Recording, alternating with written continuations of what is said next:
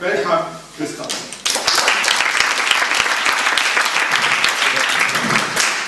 Well, since it says on the program that it's going to be a film screening, I thought I better show some films. Even though I'm not really a filmmaker anymore and the films are very old, I made these movies, I started making movies in like 1981, and I stopped completely when I finished the feature film Gravity and Grace in 1995, which was such a disaster. It was what started me writing, and it was kind of on the heels of that failure that I started to write I Love Dick and then my other books. But weirdly, because, you know, my writing, the trilogy, the I Love Dick trilogy is, you know, fairly autobiographical, among other things, I take great pains to trash my films and talk about how pathetic they were and how unwatchable and unshowable and what a terrible mistake it was everything of being a filmmaker. And it created a certain amount of curiosity. So years later, having read that in the books, there's been a little bit of interest and people have been showing the films in the last year or so in some museums and galleries. So I just want to show clips from 3 of them that seem maybe apropos to this time and place. 2 of them came out of sort of a collaboration of ideas with Sylvere, and you'll hear him in the movies, or in one of them anyway. The first one is called Foolproof Illusion, and I'm just going to show you a clip of it. It comes out of, like, when I met Sylvere, he was teaching a class on Artland at Columbia. And he wasn't just teaching Artaud, I mean, he was really living Artaud. As a number of people in New York were at the time. Artaud was a kind of, you know, masculine, sort of Nietzsche, countercultural role model for a number of people. And I kind of had a problem with that.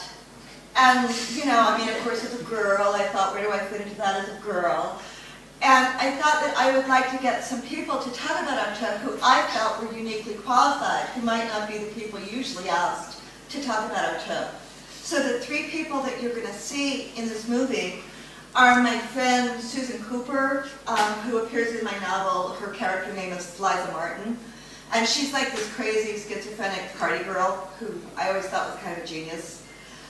She was like the creature of Louise Bourgeois. When Louise Bourgeois was like making her career, she would like bring out Susan Cooper to get John to take her clothes off and like entertain the troops and make Louise look very young and hip.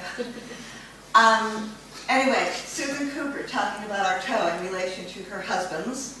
David Rattray, my friend who I talked about with our class, who was the first American translator of Artaud and who went on to try and, like, in a very kind of drippy and dangerous way, replicate the life of Artaud. And in the 3rd scene, for whatever reason, I decided to play Susan. I had footage of Susan doing these lines, but it wasn't very dramatic. So Susan and I, as you see, are about like as antithetical as day and night. So I got a wig and the black bra and black leather miniskirt, and I went out in the middle of a snowstorm, you know, as in the theater of cruelty. And I did her monologue about acting Artaud while building a snowman. So that's all the introduction I did.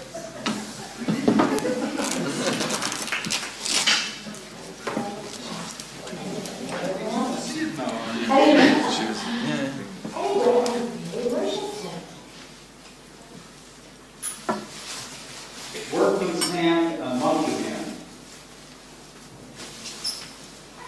Working up from the cellar to the roof, cesspool to asthmatic nose. There goes! There he goes! Who is it? That pirate hand? Or the monkey? The working man, you filthy old monkey! Who'll wear hip boots to climb clear of the ship from the cesspool ends to the roof? Who'll sweat, then sweat some more, writhing around like clay and often created the law? You didn't force him. You thought you forced him to be born again.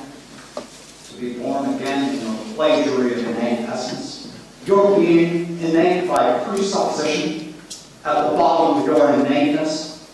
Supposedly above all creatures, you get your creature comfort sport to you with your fecal monkey hand. You filthy old punk. Your kind could lend itself to anything at all, but never made anything alone, ever. And didn't even know how to make yourself be born with the tonsure of your hole, you filthy old monkey. And did your hand just plunge into the mildewed hustle, that being who was fucked by the crime you committed when he tried to resemble you. G-O-D! But when did your hand ever plead where the persons are being played alive? God, who was gnashed his shoulder bones as if to crawl on all fours over his own gangrene skeleton. God, you lousy faggot, you crotch full of stars, who make the crabs you're infested with shine. Your old man, or was it you, the ancient of days, you filthy old cocksucker? Whoever could earn a human hand or the shadow of your innate hand? Workman or chimpanzee? The workman, I'd rather guess. God? Oh, God, who is it knows his own hands from the bottom of his well-proportioned toes to the sinus of the fingers of his nose? You or he, who sweated it out long before your eternity, God? And it was hard labor made him human? Yes, it was almost the perfect crime you perpetrated against him who digged in the earth for you and let you grope all around in his funky sweat with a withered fecal hand, that monkey hand amputated from a human. Whoever shared his hatred of that cross, you always wanted to fuck me in the ass with God. And the stale donut of your ass, you cornball punk, you old shit ass, you tonsured hole, you tonsured old punk hole, and the stale donut of your ass, and the circle of your bunged soul, you corny old bung hole, and the circle of your grunting bung hole soul, that soul you wanted to slip into me from the bottom of your bung hole, you tonsured old funk hole, and the stale dawn of your ass, and the circle of your grunting soul, you wanted to slip into me from the bottom of your bung hole, you tonsured old fuck hole, and monkey hand with a hairy wrist, when your monkey hand with the fairy wrist was gathering all the filth you had hung in clusters down your ass in order to make me throw it up whole.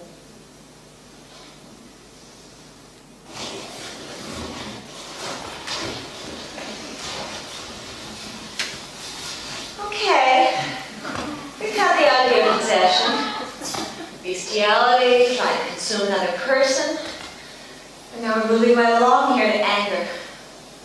Anger at society.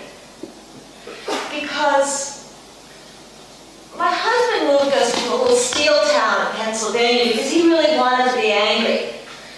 And we started sleeping on the welding boss's black leather couch. And that was my first experience with black leather.